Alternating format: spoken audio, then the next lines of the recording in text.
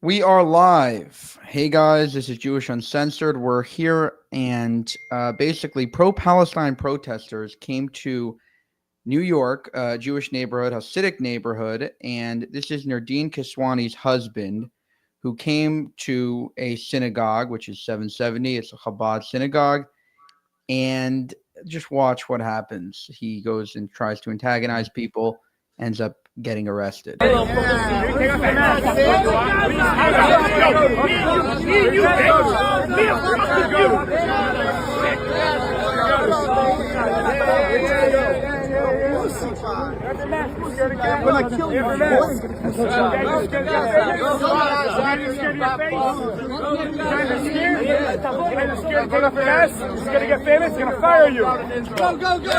Mind you, this is like you have a massive amount of like Hasidic guys, and like you have like three Palestinian, like maybe 20 Palestinian protesters. They came for Itamar Ben Gvir, the national security minister of Israel. Itamar Ben Gvir basically has been going around Brooklyn and basically New York, and they've been following him around. So he tried to antagonize people, and he ended up getting arrested pretty quickly.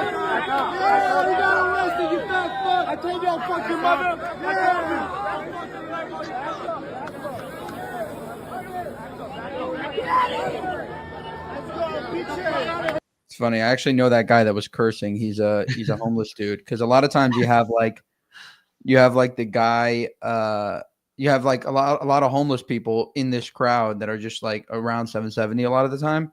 If you're not at all aware, 770 is like the Chabad headquarters. Yeah, it's Chabad headquarters. Chabad headquarters is like a Hasidic sect that we're both part of. You're part of Chabad, correct? I've definitely engaged a lot in their programming. I go to Confronting every Thursday night. So okay, exactly. So it's basically Hasidic Jews that are very fanatical.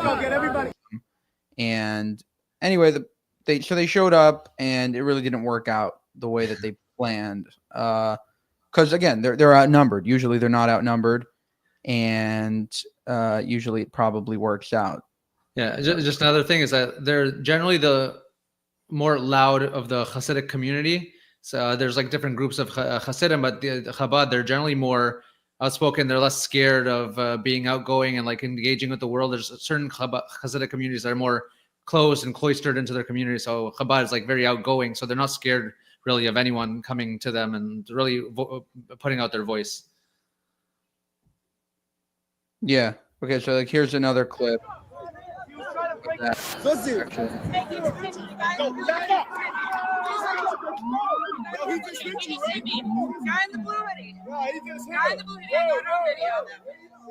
I think this is a pro-Palestinian account. So you had like literally thousands of people coming. I mean, maybe not thousands, but at least hundreds of people coming out of Hasidic Jews coming out. And then you had so this is like the other side.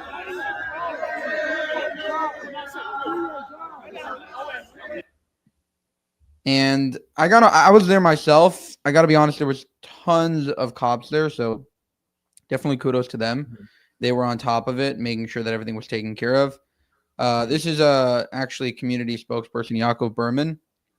What happened tonight in Crown Heights was outrageous and deeply disturbing. A group of anti-Semitic protesters gathered at the intersection of Eastern Parkway and Kingston Avenue, the very heart of this heavily populated Jewish neighborhood, spewing hateful, inflammatory rhetoric at innocent passerby, myself included.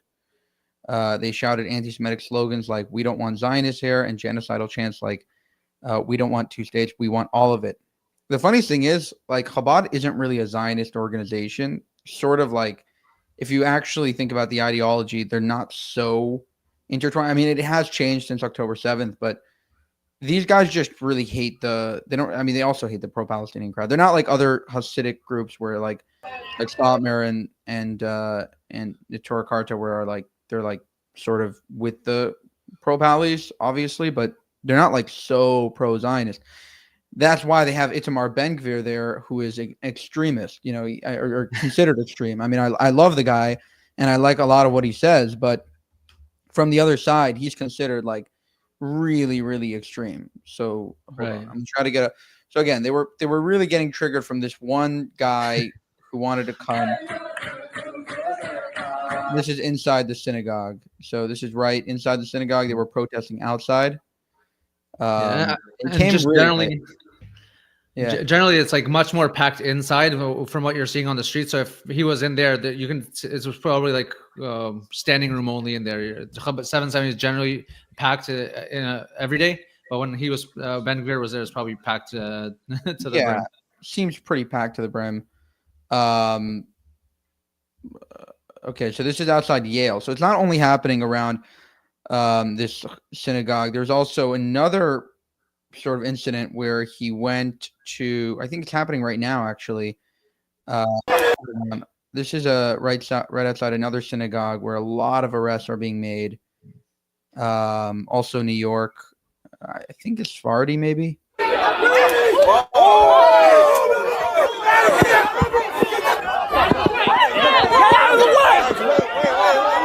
This is definitely way more crazy than the other one. Hold on, I'm trying to find it on Twitter. I'm sure. I mean, they probably planned a lot of security details, knowing that he's coming in. They probably expected this. Yeah, they've been following him around. They've been following Ben Gvir around all over the place. Hold on. I'm trying to find the Ben Gvir protests. Also, a lot of people are just literally. I mean, this happens in Israel all the time. Also, so he's so extreme. I mean, I don't want to say extreme because that like sort of plays into their rhetoric, but he's considered very extreme by Israelis as well, and so like he gets protested all the time in Israel, probably even more. Yeah, He more probably than gets that. more shit in Israel than he does here. Definitely. That's why he's very used to this stuff. I think his two biggest policies were just arming Israeli civilians and getting everyone not relying on police, like sort of regards Second Amendment, Yeah, and I mean, death penalty for the terrorists. I think that's a pretty logical. no, he is pretty logical. The issue is like the Israeli government isn't logical across the board. Yeah, Like the entire Israeli government is basically a bunch of people. Like if you had Trump in the Israeli government running he would have gotten rid of Gaza a long time ago. Yeah.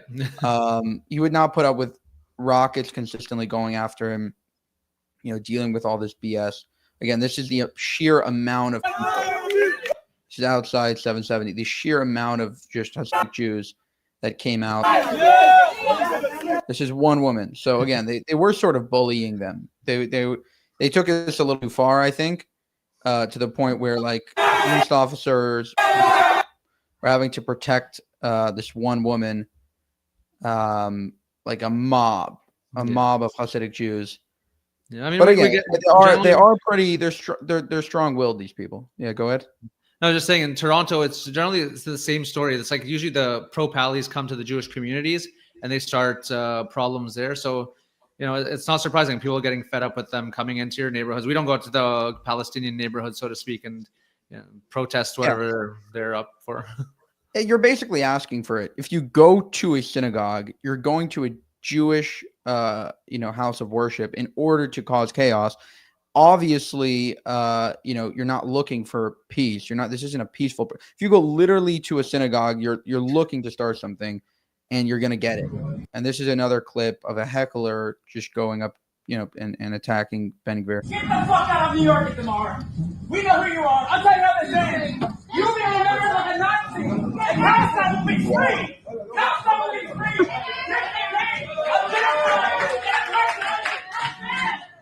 Good luck with that. I will say that the best thing about him is that he triggers them so hard.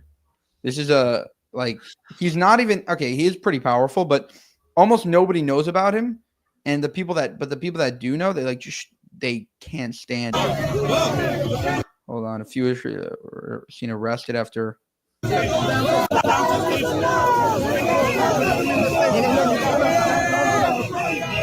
Inside the skirmish, you had people ripping down Palestinian flags. They brought like a few of them. Again, it wasn't so many people. I think that they did the right thing by getting out and showing them that That's not tolerated here. Yeah.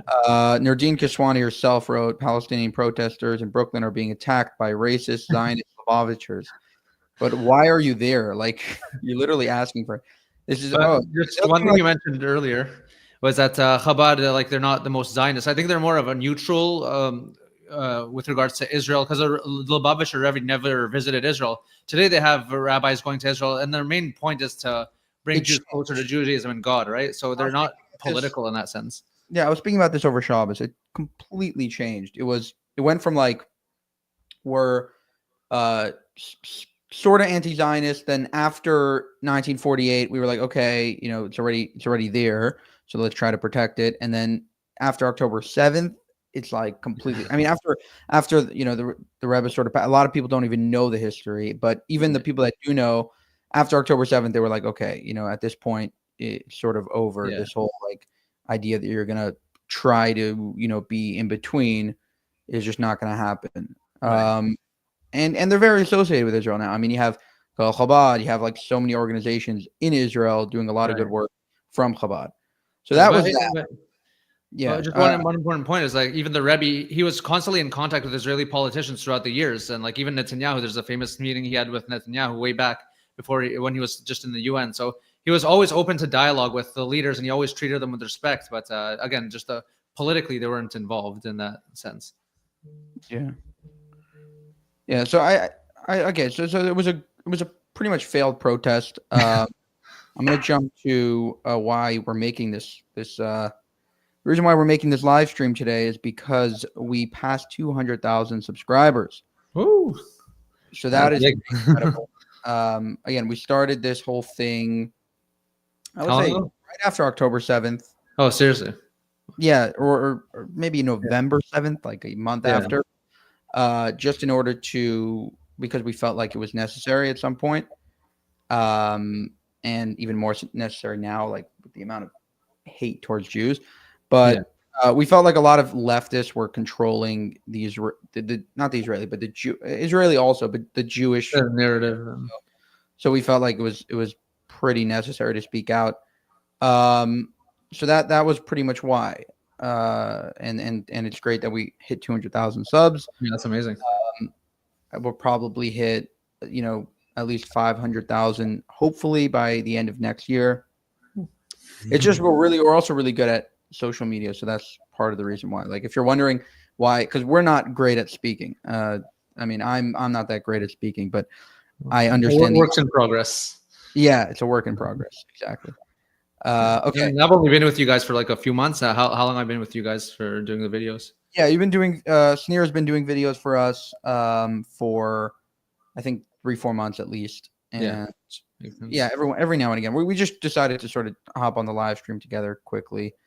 Okay, so let's jump to, here's a video of, hold on. I'm just going to X that out. Here's a video of a Hamas official, actually, trying to defend his taking of the hostages. And it's funny. It gets really funny. Because of the level of like how he jumps back and forth so often. Like, just check it out. The in one clip, he manages to contradict himself like 3 times. Was it wrong of your forces to kidnap children and women? Again, I think the clear instructions from brother late Muhammad Deif was clear. We are only targeting militant members of the Israeli forces. Okay, so you're admitting that women and children should not have been taken hostage on that day. Sure. Now you have, but the fact of the matter is that except militant members of the Israeli forces. But now you have women and children in your captivity. Why don't you just release them as a goodwill gesture towards these? We have said it many times from day one after October 7th that we are ready if we can secure a pause or a ceasefire agreement to be able to release. Therefore, on November 2023... But what you're saying is you're not doing it unconditionally. You want something in return. I'm saying, no. If you say that women and children should not have been kidnapped, why don't you just release them unconditionally without asking for anything? No, because again, you admit it was wrong. in November 2023, we have said it many times. We are ready to release them all of them unconditionally if we are sure about the security conditions and to have. You heard what he said there?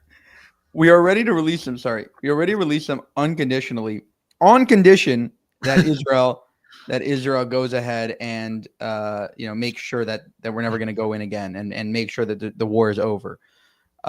In addition to the fact that, I mean, a lot of people should know this, Israel has an automatic draft policy. So when he says Israeli militant forces, he's just talking about civilians because everybody has to serve. So it's not like these people are like trying to kill Hamas members and thinking about from their birth that they have to destroy. Like, okay, a lot of them are interested in that, but at the end of the day, they grow up in Israel, they have to serve, regardless of what their ideology is and what they believe about Hamas. And so this idea that he's taking hostage Israeli militant forces is just it's everyone in Israel. So you're taking civilians. And by his logic, it's also not even in armed gear at all. What were you going to say? By his logic, it's also the little babies who are eventually going to grow up to perhaps go into the army. So by that logic, they can justify anything. Exactly. And I think there's like 15 seconds left. And the funniest thing is this is a Qatari network. So this isn't even like somebody that's trying to get him or trying to sort of, brand Hamas as a terrorist organization. This is a guy that's trying to work with him and trying to be like, well, why don't you just release them? And he's obviously, he can't say that. Again, he can't say that he could release it because, again, he'll be ostracized from his group. Have a ceasefire agreement for a while to be able to look after them because they are in different areas with different groups, attacked on a day, on 24 hours by the Israelis. Therefore, we are ready to go for this step if the Israelis are ready to secure a ceasefire agreement or a pause.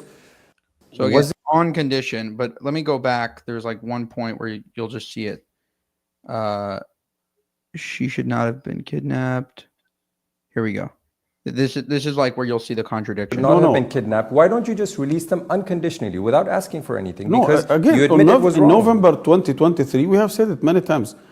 We are ready to release them, all of them, unconditionally if we are sure about the security conditions and to have a. Again, we are ready to release them unconditionally if we are sure about the security conditions. You know what's the best way to achieve a ceasefire? Not starting the attack in the first place. That's you can have a ceasefire before this started. Yeah, they definitely moved their goalposts. I mean, the day after, I think October 7th, the guy was like, I think the same guy or maybe a different guy was like, yeah, we're going and we're going to commit a bunch of October 7th. Like a few days later, they're like, ceasefire now. So it's in their charter also. 2 years ago. Yeah. Probably just make a video just highlighting like certain parts of their charter. I think not many people have gone through Reddit, but like I actually read it, and there's certain parts just like literally says Jews, Israelis, we gotta let them get them out of here through whatever means possible. So anyone who hasn't read the charter, it might be a worthwhile thing just to skim through it. Yeah, I mean, this is like it. They're so it's like Douglas Murray said, they're worse than Nazis in the sense that Nazis would never go up and say, we're literally killing Jews like en masse and we're trying to do it and it's purposeful and all this other stuff. They would try to justify with some kind of moral workaround and say, oh, the Jews are this, the Jews are that, and therefore we had to do this and that. And they never really showed they never really showed their crimes, in public. They live streamed it. They wanted it to happen. They wanted the world to see it. I think the terrorists are far worse than Nazis in many respects. Okay, so that was that. Here's another clip in a store. This was filmed today, I think, of a guy confronting a woman with a Free Palestine logo on her shirt. And he's like, what about the hostages? And I didn't even watch the full clip, but check it out. Yeah, of course. What's your name? Heather? Heather. Yeah. Sorry, I'm like socially awkward in like pictures. Do you have any message that you want to say about it? Huh? Do you have a message that you'd like to say about it? Oh, about Palestine? Yeah, about why you're wearing the sweater. I mean, it's a genocide that's going on. That shouldn't be happening in the first place. Like, children shouldn't be dying. People shouldn't be getting killed right now. How do we stop it? What do you mean? How do we stop the genocide? Like, how do we stop it? That's an excellent question. I mean, kind of at work right now, but What about like freeing the hostages? like what? Like releasing the hostages that Hamas took? Then maybe that Okay, could I think Oh, that yeah, if this you is probably inappropriate. shouldn't take videos Yeah, of that's people. why you harassing her. Yeah, said stop yeah. harassing her. She said yeah. No. Just get your How Get is away. and go. How is it harassment? No, You're taking you're- a video of her during work hours. She just consented get- to it. Just get your coffee and go. I have it on video. She said yeah. So What's going on?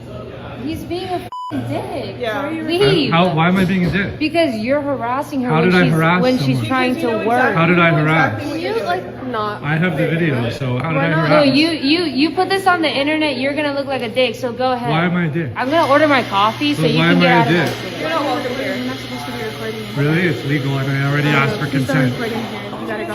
Okay. Do you have a reason why I have to go? Well, if you're I just want to interject. I think I've noticed that most of the like pro Hamas supporters are women. Like I don't know why that is. I think it's just like maybe it's tied to like leftism, but I feel like it's a woman dominated movement. Well, Or- Jordan Peterson has a whole segment on like why a lot of the woke ideology is predominantly by women, and what kind of men are also behind it. So if you can always go to his videos and see that. But Yeah, I actually have another video of him soon that I'm gonna play that has to do with that. Yeah. But Just- it's like the oppressor-oppressed narrative is more. I think it's because like the victimhood mentality just works better with women. Like if you send a video of a dog, for example, just like being tortured or like terrible images of Gaza, you'll have a much higher chance of getting a lot of sympathy from women than men. right. Because men often will try to go beyond that and be like, okay, that's happening, but maybe this is also happening. And versus Right. women are just like they have the automatic emotional response. Yeah, like a natural tendency. Jordan Peterson goes specifically into like the childbearing. It's like a misplaced compassion to beyond the bounds that you're actually able to care for. So they just like project it onto like every event happening in the world. All right, I'm gonna finish the clip. It's like I think like 30-40 seconds longer. if you're not gonna be nice and you're gonna be harassing our coworkers, you How did gotta I go. harass? What did I say? What are you saying? Well, what do you that's want? that's Why are you how recording? that's how you said. Do you work here? Why are you recording? Do you work Why are here? you recording? I You should asked go. her if I could take Get a out. picture of her. Get out. Okay. Okay. Yeah, it's really weird. Okay. Okay. This is Sight Glass, everybody. This is San Francisco. Why are you tearing those down? Those are innocent people. Those are innocent people. All I have to say is free Palestine. That's all I have to say. Which this is a separate video. A few weeks ago, he's saying after the October 7th massacre, different Sight Glass employee who has since left the company was caught tearing down hostage posters. Okay, so that's probably why he went there, because he saw. I'm assuming like he didn't just go there to film, an employee. He probably saw that video online or took it online and then Have a went. track record. Yeah, and then went and was like, okay, let's see if this is true. I think he's a good pro-Israel influencer. I forgot his name, but he's. I'll leave it in the description below. But okay, so you have a guy goes asks them, why do you like? What's the goal here? What's the end goal? Obviously, I think that this is the number one question they can't answer. Is like, what are you actually looking to achieve? Because if you're gonna admit what you really want, which is you have a pro-Hamas view, then you're gonna get ostracized. But there's no other view. Like, what's the end goal? It's from the river to the sea, the end of Israel. So again, I think these people, even the pro-Palestine folks that don't necessarily in their mind believe that they support Hamas, are in a sense essentially just perpetrating the same goal: end of Israel, a Palestinian state, all of the above. Yeah. Just on a point of genocide, I was thinking of this idea during the Holocaust. What Jews in America were actually doing was, where there's an actual genocide going on, they're actually raising funds. They weren't like protesting on the streets and necessarily like making a lot of noise. They're actually trying to get things done and get people out of Europe to save their lives. And it's just funny to see now that there's no genocide. They're claiming there's genocide, but they're just taking to the streets. They're not actually doing anything that would help anyone who was potentially a victim of a genocide. And they're actually against people leaving. If it was a really a real genocide going on, you want everyone to leave there, but apparently that's not an option. Exactly. That is like the number one indicator of like why they Dead don't giveaway. care. They don't want Trump's plan. They don't want to get the Gazans out of harm's way. They want them to stay there because, again, it is the perfect social justice movement for them to have purpose in their. It became a religion. It became a cult, and a lot of these people for what they live for. I mean, if on a regular day you can go to a protest once a year, that's like pushing it. But like these people go consistently, and if they're not getting paid, it's just a religion. You know, it's part of their daily routine. Here's All these protests are just like generally just a shit show of people yelling at each other, and it's just totally useless. No one's getting anything out of it. Just getting sworn at. I mean, yeah, but I'm saying they're making a small difference, but it's not what I mean by like their goals is to destroy Israel. The difference that they're making is they're putting pressure on politicians. But my point is the amount of energy that goes into that and going to protests, especially for things that it's not your family. You probably know nobody in Israel or Gaza or Palestine, whatever you want to call it. And so to go there, you really have to have a useless life and probably don't have a lot to do otherwise. Or you were so indoctrinated from school, which could be that you really believe that this is your calling in life. Right. So we talked earlier about why people support Palestine or like why women support Palestine.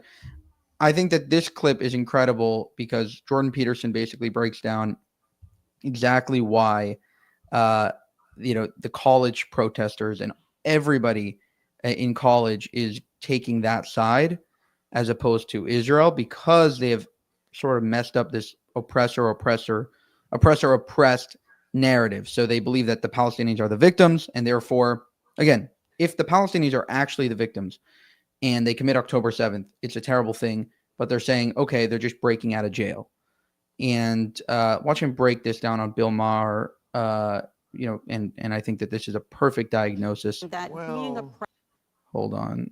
Going back. But what happens is that they are then saying that being oppressed is being if the Holocaust. Yeah, well, this is the main issue. I mean, part of the reason that you see all this foolishness on university campuses too is because people have bought this idiot meta-Marxism, which is that the way to look at every social relationship that people ever have is through the lens of power. And that is, we can put that squarely at the feet of the universities, as far as I'm concerned, is, marriage is a patriarchal institution, and business is nothing but oppression, and you have to view every single situation that emerged historically as oppressor versus oppressed. And then once you get that, which you can get in about 2 minutes if you say that in a course that teaches that sort of thing, you have a lens to moralize about the whole world through. And then you see the situation is that the leftists have already decided the Palestinians are the victims, and as you pointed out, if you're a victim, then you're morally righteous, and even more conveniently, if you stand for the victim, then you're morally righteous regardless of what you do with your own life. And that's pretty much what university students are taught from the time they enter the university classroom, and that's how they, orient themselves morally. Well, and that's at the hands of the radical left too, Bill. And one of the things the Democrats also have to pay the price for, I would say, is their absolute refusal to draw a line between the moderate Democrats and the extremists. They're completely incapable of doing that. Like, I've talked to 40 senators and congressmen in the last 5 years. I asked them all the same question, including RFK. He wouldn't answer either. When does the left go too far? Well, we certainly bloody well saw it in the last month, didn't we? Because they got the oppressive narrative a little mucked up, we might say. And the consequences of that are going to unfold pretty brutally over the next few months. That was our edit. He's talking about, this is right after October 7th. So this isn't like now where, okay, you could potentially make the case that there's a lot of dead children. Okay, whatever. Maybe, I actually care about the children and therefore I'm protesting. What he's saying is October 8th, you had Palestine protests, people saying, oh, Israel needs to be destroyed. Literally the day after 1,200 Jews were murdered in Israel. And so what he's trying to say is the reason why these people are so broken is because they look at Palestinians as these people that are so oppressed and almost like, I don't know, if you've seen like movies, for example, Hollywood, you go to Hollywood, you'll see like whenever the underdog comes back and destroys his oppressor, in any context, it's always looked upon as a great thing, not necessarily as a good, to be honest, like in actual life. But what happens is people have this idea in the West that anytime that somebody is oppressed, anytime that somebody is a victim, anything that they do becomes morally justifiable. And it really isn't. It really, even if this is the number one argument. Also, like Konstantin Kissin talks about, even if you're going to say Israel was terrible to Gaza before October 7th, Israel, it was a total open air prison, all this other stuff. Even if that, Israel still has to respond. Israel still has to, like, it was the worst attack of Jews since the Holocaust. You still have that argument of like, what do you expect Israel to do? Right. That's just what I would say. Like, you can't make the argument that Israel should do nothing, because no sovereign state would do that. So, irregardless of anything Israel does, October 7th happens, and it is a reset. It is, history starts on October 7th, because again, the Middle East is a region where you can't just do nothing. If you do nothing, it'll happen again, or other states will look at you incredibly weak. Yeah. So if Israel wants to maintain the relationships with other Arab countries and Saudi Arabia and all these other, big players, it has to show that it has a counterweight to Iran. And in order to show that, they need to respond in a big way. And that's really what they did and what they're doing. And I think that Israel really screwed up the response, because they should have been way smarter about it. So, for example, this is my biggest problem with Israel. Right after October 7th, they should have done a siege, which they did. For the first 24 hours, Israel had a siege. And then, because the international community, cried genocide and starvation, all this other stuff, they said, okay, not doing a siege. Now we're going to go in and send a bunch of Israeli soldiers to go and potentially try to root out Hamas. But it was a stupid idea. All they had to do was 3 weeks siege. There are literally Hamas records of them saying, like, there are records that came out later, we're almost done. Like, we have no food. There's nothing left. And then Israel started putting in tons of humanitarian aid, all this other stuff, and that's what happened. And that's what Ben Gvir says. He says the only thing that for Israel to do right now is to literally bomb the aid that Israel sent in. Yeah. We should go and bomb the actual aid that we sent to Gaza, because otherwise Hamas has a lifeline. But also, what I think they could have done is like actually tracked where they put like trackers or something on every truck where it's going and who's taking it, and maybe get a lot of intel that way. I'm not sure if they did that, but that could have helped a lot, finding out where these things are going and where their warehouses are, and going in directly to their stronghold, I guess. I think part of the problem is they're so embedded in the civilian population, Hamas is, that you're talking about first of all, the ideology is pretty much the same. They all want the Jews gone. A. B, a lot of them coordinate with Hamas. So that's already a problem. And then they're all over. So they're underground. They're there. They're here. You don't really know who's a terrorist, who's not. Even if you do, if you kill somebody that is a terrorist, but it's not verified, whatever, it's just totally mucked up the whole situation. Right. Yeah, I remember the first year of the war started. It's just like finding RPGs under cribs and like all these crazy things, all the pictures coming out of there. It's like, just like Exactly. if there's a zombie apocalypse, that's where you'd want to be, like weapons everywhere. Yeah, but anyway, to go back, I think a lot of people noticed this, but he said it first. Jordan Peterson, with this idea of like, there's an oppressor-oppressed narrative in the West, that whenever the oppressed tries to do anything, or the perceived oppressed, meaning obviously the Palestinians, I believe, aren't really the oppressed people here. They are oppressed, but not for the reasons that that is Israel's fault or anything like that. I think that they're oppressed because of their own stupidity, as well as the fact that Hamas is now in power. So they voted in Hamas. Hamas committed October 7th, and they got what they paid for. You play stupid games, win stupid prizes. You effed around, you found out. All those types of slogans that are so true. After October 7th, they were cheering, and I don't care what people say, like, oh, it was just like a few videos. Like, no, there were thousands of Gazans, and if you're going to say thousands of Gazans at random cheering for October 7th, that's what it is. If Hamas was successful, put it this way, I tell everyone, like all these protests, these anti-Hamas protests in Gaza right now, if Hamas was successful, those wouldn't be happening. So if Hamas was destroying Israel, they would be like cheering on Hamas like you can't believe. It's because Hamas is like getting destroyed and actually sucks at what they're doing. They're freaking out about it. Right. Like they're just like, we can't handle this, because they don't want to be on the losing side. So if Hamas was doing well, they support Hamas. When Hamas does badly, they blame Hamas for the fact that they're in a shitty situation. Right. That's what I would say. It's just really the same ideology of like the Houthis, for example, because they've been in a civil war for like 10 years. And just the very fact that they send out a rocket once in a while, they're like, we're winning. See, like, we're still here. We're relevant. I think it's the same idea with Hamas. Yeah, they've been destroyed half their living space there. But just the fact that they get to send out a rocket or an RPG once in a while is like, it's their signaling to the world that they're still relevant somehow. Got it. All right, so there's one more clip here, or two more clips that I wanted to take a look at. Here is an incredible video of Rebel News. You know the guy that runs. I forgot the name. Who runs Rebel News? Avi Amini? Yeah, Avi Amini. Rebel News confronting a Jew hater. It gets pretty crazy. Media. Hold on. Here we go. I think there's a lot more that the media doesn't put on TV because they're run by Jews. So you think the problem is the Jews? I'd prefer not comment on that. You just said the media is run by Jews. Which Jews run Australia's media?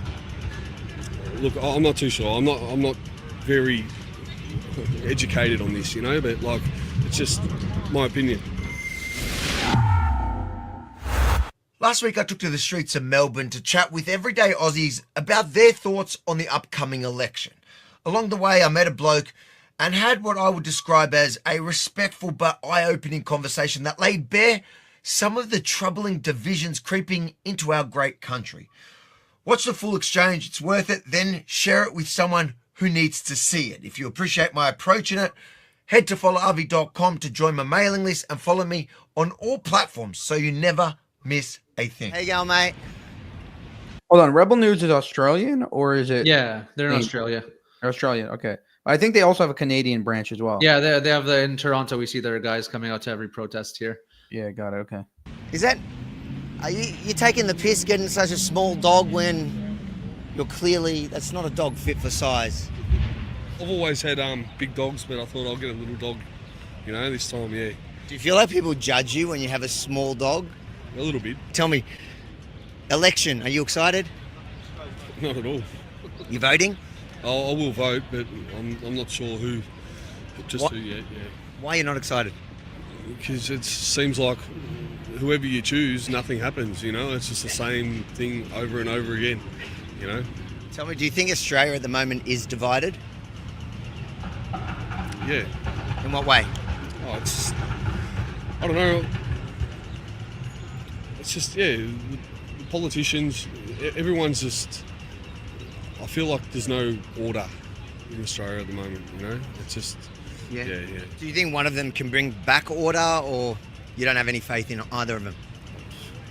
Like, history speaks, and it's just, it seems the same thing over and over again.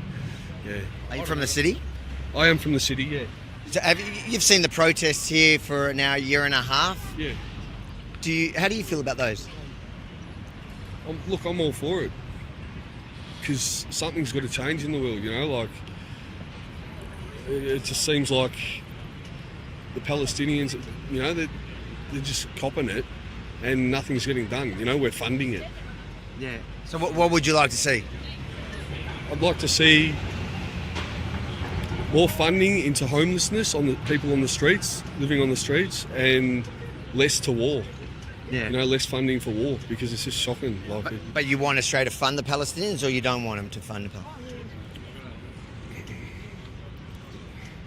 Look, I'd prefer to see money going into Melbourne, into the homeless, the people on the streets, and yeah. Do you think the protests that we're seeing every week here is divisive within the community, within the Australian community? What do you mean by that? Do you think there's an atmosphere of hate on when those protests are out and about? Look, when punt roads close down and stuff like that, yeah, and it affects traffic, I think definitely. But I think if it's done with permits and like people know in advance, they can make other arrangements, public transport arrangements, all that sort of stuff. So I think like freedom of speech has to be, they've got every right to protest. Yeah. You seem sympathetic to the Palestinian cause. What do you know about the Palestinian cause? Is it kind of something new that you've learnt since October 7, or is this something you've always known about? Look, it's been brought to my light more after October 7. Yeah, definitely. And I think it's yeah. If I comment on this, people are going to look like, it's going to create a bit of drama. So I'd prefer not to. Well, is that kind of what I'm talking about? There's a divide in the community. People feel passionate on both sides of the argument. Yeah, Is that it? Exactly. But do you think people are speaking from a position of knowledge, of understanding, of actually really knowing what's going on there? No, I think there's a lot more that the media doesn't put on TV because they're run by Jews. So you think the problem is the Jews? I'd prefer not to comment on that. You just said the media is run by Jews. Which Jews run Australia's media? Look, I'm not too sure. I'm not very educated on this, but it's just my opinion. Do you think the Australian media is too pro-Jewish? Yeah. So you watch the nighttime news and you think it's swayed to the Israel, the pro-Jewish side? Look,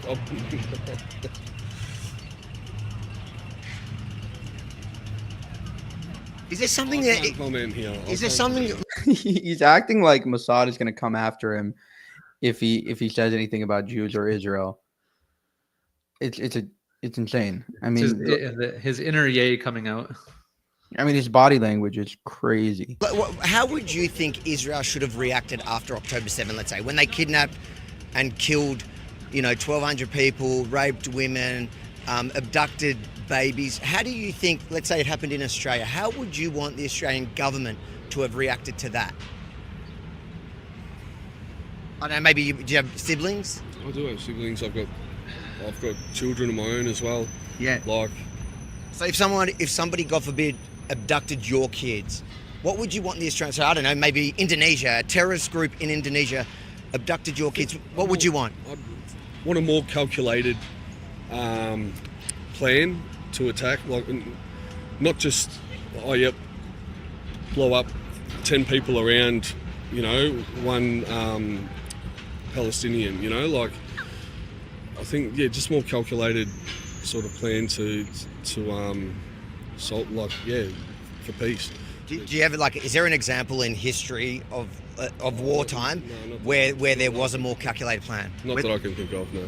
So if I told you that the civilian to combatant ratio in that conflict is actually the lowest in history, what would you say?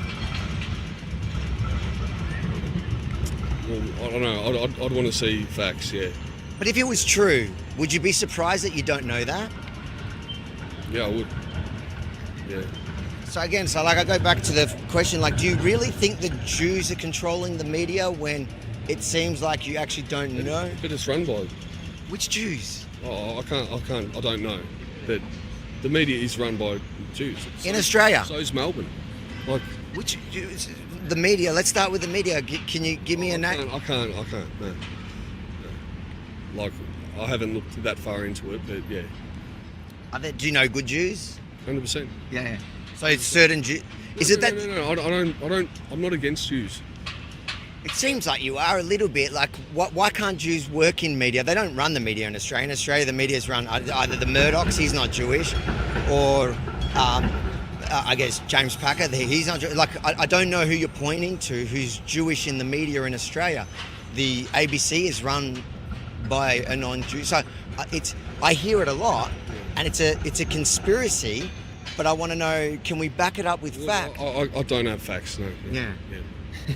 And that's kind of the divide we're talking about in the community, where you see these protests where... I'm sorry. Imagine saying you don't have facts. Who says that? He thinks it's some inherent knowledge is vibing through the air. It's everyone knows it's Jews own the media. I don't know. Yeah, I mean, he must have seen must have been going through Nick Fuentes' Twitter or something, and saw 3 posts about how the Jews control the media. it is true. Like they'll bring up like 3 names from like 1,000 years ago. Like they'll bring up the Rothschild, like a whole thing, and then that's about it. That's pretty much all they have. They'll never be like, oh, this specific person isn't. And even George, for example, I always like there are Jews that are very powerful individually, like this guy George Soros, who's an absolute piece of shit. Oh, yeah. And he funds all these leftist protesters who hate Israel. So that's where it gets weird. It's like they'll say that Jews control the media, and in some cases they're right. There are a lot of individual Jews that are in media and are in Hollywood and are pushing a lot of these very divisive narratives, but they won't differentiate between. It's not because they're Jewish that they're assholes. Just like there are Muslim assholes that blow up buses, there are Christian assholes that they're the Pope was pretty much an asshole. I mean, he's dead, but he wasn't such a good guy. And then there are Jewish assholes, and for some reason Jews are not allowed to be assholes. And I think Eric Weinstein talks about this a lot. Like he'll say, like, why do you have to be so defensive? Just admit you're not perfect. Like Israel isn't perfect. We're not always targeting exactly civilians 100,000% of the time. Sometimes Gazans are going to die that not necessarily were, pro Hamas or whatever. But for the most part, yeah, we have the best or one of the best, civilian to combatant ratios in the world. Yeah. And that's that. So I just think that this idea that there can't be any Jewish assholes because Jews have to be perfect is insane. And it's very prevalent among people. In an ideal world, but we're not in an ideal world. Yeah. Wow. I'm just seeing another, like a video of leftists in Tel Aviv protesting Palestinian children killed in Gaza. It's honestly insane. The amount of pressure that's being put on Israel internally is, I would say, like 10,000 times more than externally. So, like the amount of pressure, Netanyahu gets up, he has protesters outside his house screaming at him, telling him he's a terrible human being, and he doesn't care about the hostages. Exactly. You almost can't believe that he's even handling it. That's all I would say. And I think that this live stream has been pretty great. I think we went through pretty much everything we needed to go through. For more, you guys can definitely subscribe to the channel. Another thing you can do is go to buymeacoffee.com/Jewish Uncensored if you want to support the channel, and also go to our memberships page and subscribe there as well. So buymeacoffee.com/Jewish Uncensored. Go to our memberships page. This is Snir Yair. He joined a few months ago. Yeah, thank you all for your support also throughout making this channel happen and really bringing out the message to the whole world. And let us know if there's any other ways we can keep you more well informed. Anything that we can do to improve the channel, we're always open to improvement. Yeah, for sure. And most of the videos you're going to see are me in general going forward and in the past. But it's me, Snir, and my friend Morty as well making videos right now. We don't do this full time. None of us are doing this as just because we're trying to, become massive social media stars or whatever. We're doing this because we actually felt after October 7th, with the level of Israel hatred now turned into Jew hatred that's surfacing online, there probably is a good idea to have somebody pushing a lot of the pro-Israel side and really flooding the market. Like a lot of people tell me, do you really think you're making a difference? I look at it like, not necessarily do I have to make a difference. I just have to flood the market with enough pro-Israel content, so at least there's some level of balance. Because if you're just going to Twitter and you're seeing only Jew haters talking about how they hate Israel and they hate Jews stuff, you're in a position where you really only have one side of the story. And I think that just pushing this stuff out there gives somebody the opportunity to look for another perspective. Right, and especially in the age where everyone's using Grok and like all this AI to churn out answers for everything they're looking up. If there's no other side to the story, you're going to just get a compilation of Palestinian feed of like what they say, and that's going to be the answers that it's going to churn out. So 100%. it's important to get our voice out there in text and video, whatever way we can. All right. Thank you guys for watching, and have a good one. Am Yisrael Chai. Bye. Have a good day, everyone.